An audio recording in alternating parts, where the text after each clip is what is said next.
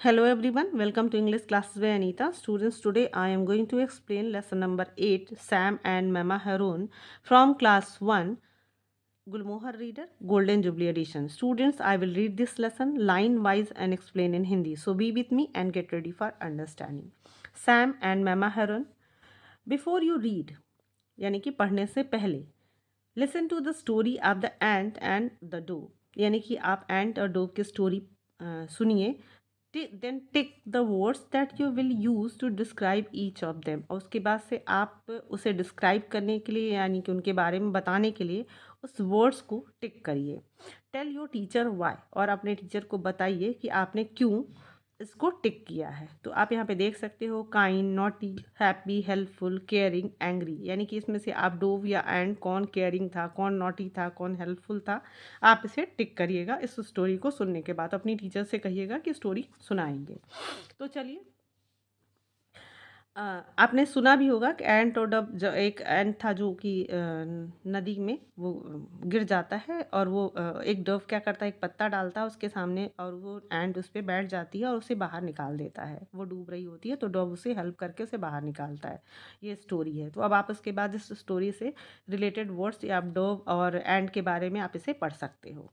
चलिए स्टोरी को स्टार्ट करते हैं. Do you know of a similar story share in class, क्या ऐसी ही कोई स्टोरी आप जानते हो? अपने क्लास में अपने फ्रेंड्स से आप ये स्टोरी शेयर करिएगा. चलिए स्टार्ट करते हैं.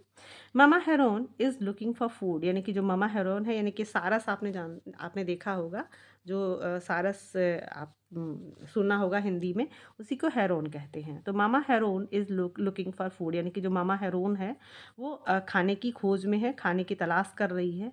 She is looking for fish in the river, और वो नदी में फिश की तलाश में, यानी कि मछली की तलाश में है, यानी कि वो मछली खोज रही है. सडनली, अचानक, mama heron bumps into a barbed wire fence, और तभी जो मामा हेरोन है वो एक तार वाले दीवार से टकरा जाती है. She hurts her left wing and leg, और वो अपने बाएं पंख में और अपने बाएं पैर में चोट लगा लेती है, यानी कि उसके बाएं पैर में और बाएं पंख में चोट लग जाती है. ओह नो, और वो ओ नो कहती, ओ नहीं. आई एम हर्ट, यानी कि अब मुझे चोट लग गई है. आई कैन नॉट फ्लाई, मैं अब उड़ नहीं सकती. Mama heron sees a big red car, और तभी जो मामा हेरोन है उसे एक बड़ी सी लाल गाड़ी दिखाई देती है, लाल कार दिखाई देती है. Can you please help me, वो उससे पूछती, मतलब उनसे रिक्वेस्ट करती है कि क्या आप मेरी मदद कर सकते हो. आई एम हर्ट, मुझे चोट लग गई है. सॉरी, वी आर इन अ हरी, लेकिन जो कार में आप देख सकते हो ना कि इस पिक्चर में जो लोग हैं कार में बैठे हुए कहते हैं कि माफ़ करना, वी आर इन अ हरी, मतलब हमें बहुत जल्दी है, हम बहुत जल्दी में हैं. Mama heron sees a small boy on a bicycle, और तभी जो मामा हेरोन है वो एक छोटे से बच्चे को एक साइकिल पे, यानी कि साइकिल पे देखती है. आप उससे भी, आप पिक्चर में देखो, आप उससे भी वो रिक्वेस्ट करती है, प्लीज़ हेल्प मी, मतलब कृपया मेरी मदद करो. आई एम हर्ट, मुझे चोट लग गई है. सॉरी, अब बच्चा क्या बोल रहा है, सॉरी, माफ़ करना. आई कांट, मैं नहीं कर सकता. I have to go home, मुझे घर जाना है, यानी कि बच्चा भी उसे मना कर देता है और कहता है कि माफ़ करना, आई कांट, मैं नहीं कर सकता. I have to go home, मुझे घर जाना है. मामा हेरोन इज़ सैड, अब जो मामा हेरोन है वो बहुत ज़्यादा दुखी हो जाती है. शी स्टार्ट्स क्राइंग, और वो रोना शुरू कर देती है. जस्ट देन, और तभी, सैम सीज मामा हेरोन, और ये जो बच्चा है उसका नाम सैम है. सैम वो देखता है कि मामा हेरोन को. वाई आर यू क्राइंग, अब ये जो हेरोन है उससे पूछता है कि तुम क्यों रो रही हो. आई एम हर्ट, अब जो मामा हेरोन है वो बोलती है कि मुझे चोट लग गई है. I want to go home, मुझे घर जाना है. प्लीज़ हेल्प मी, कृपया मेरी मदद करो. Sam puts mama heron in his empty toy cart and takes her to her nest. तो सैम क्या करता है, पुट्स मामा हेरोन, यानी कि मामा हेरोन को उठाता है और अपने खाली टॉय कार्ट में, यानी कि जो ये खिलौने वाली जो गाड़ी होती है जिसको खींचा जाता है, उस अपने टॉय कार्ट में उसे, अपने खाली टॉय कार में उसे रखता है और उसके नेक्स्ट, यानी कि उसके घोंसले के पास लेकर जाता है. The baby birds are happy to see mama heron. अब जो उसके बच्चे हैं बेबी बर्ड्स यानी कि जो उसके छोटे छोटे बच्चे हैं हेरोन के, वो खुश हैं अपनी ममा हेरोन को देखकर। Thank you, you are very kind. अब जो ममा हेरोन है कहती कि धन्यवाद, तुम बहुत दयालु हो। अ फ्यू डेज लेटर, अब कुछ दिन बाद, Sam's mother gives him some coins. अब सैम की जो मम्मा है यानी कि ये सैम की मम्मा है, वो सैम की जो मम्मा उसे कुछ सिक्के देती हैं। Sam please go and buy some bread. अब उसकी मम्मा उसे कहती हैं कि सैम प्लीज़ गो, मतलब कि कृपया जाओ और कुछ ब्रेड खरीद कर लेकर आओ।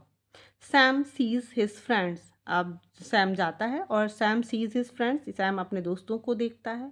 ही stops to play with them, और वो रुक जाता है उनके साथ खेलने के लिए।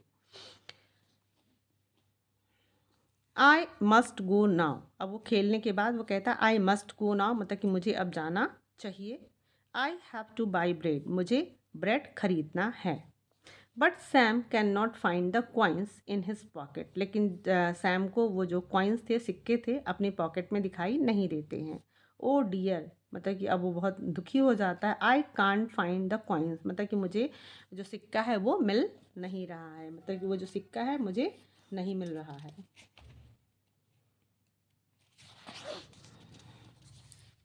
Sam starts crime. अब जो सैम है वो रोना शुरू कर देता है। Mama heron sees him. अब जो ममा हेरोन है उसे देखती है। Why are you crying. Mama heron उससे पूछती है कि तुम क्यों रो रहे हो।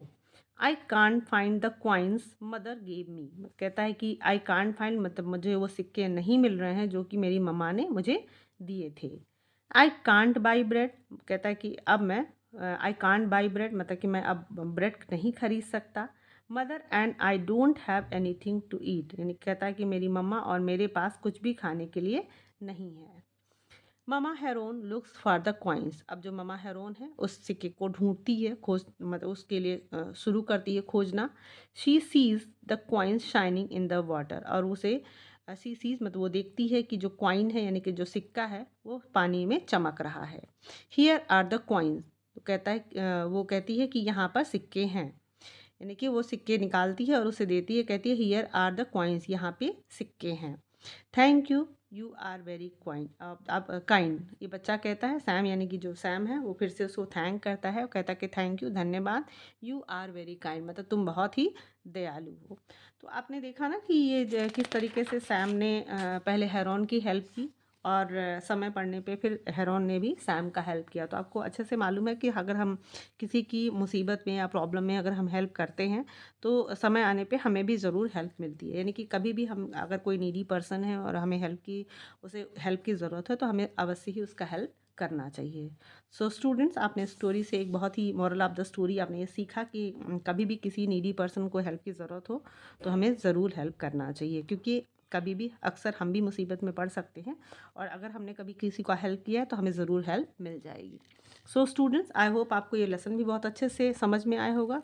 So if you like the explanation, do share with your friends, and very thank you for watching.